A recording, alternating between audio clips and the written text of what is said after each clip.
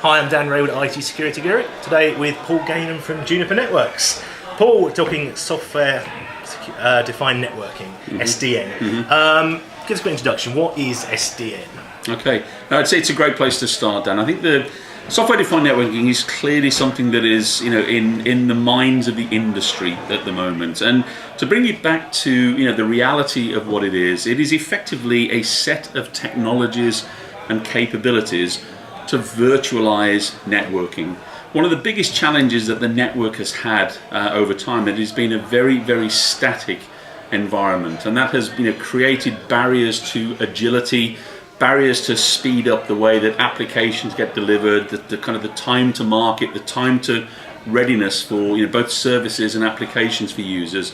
So the promise of SDN is one where the network will be as fluid and as agile as the applications, as the virtualized environment that applications sit in today. Okay. So if you think the IT industry has put a lot of investment into the virtualizing of applications, one of the benefits and drivers behind that was not only it made equipment certainly more efficient, or we got more out of the equipment by kind of increasing capacity, but it also made it much easier to spin up or to deploy new applications far more quickly.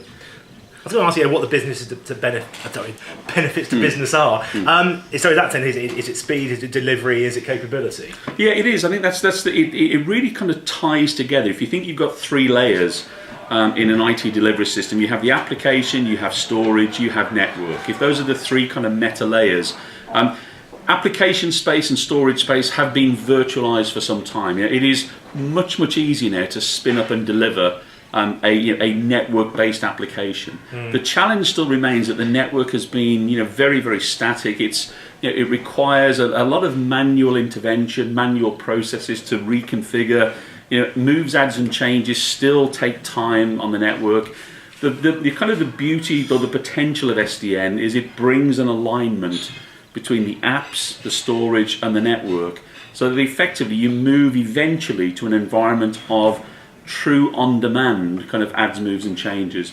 The real benefit to businesses from that is really about agility, again, speed to service, speed to market, speed to kind of application uptime. Absolutely. And just finally, we write about security at IT Security Guru. What are the security implications to software-defined networking? Yeah, that's a really good point, Dan. They are massive, because if you think about it today, the securing of the network and the applications tends to be done on a very, very static nature. You know where the application is, the IP address, typically the port that you have to defend, the kind of, let's say, the behavioral fingerprint of where potentially attacks will come from and where they'll target.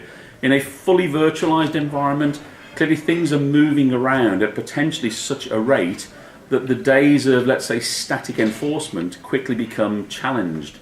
So I think what you'll see with SDN is that the security posture, the security detail in itself will have to become a virtualized component, so that the security posture can move with the application.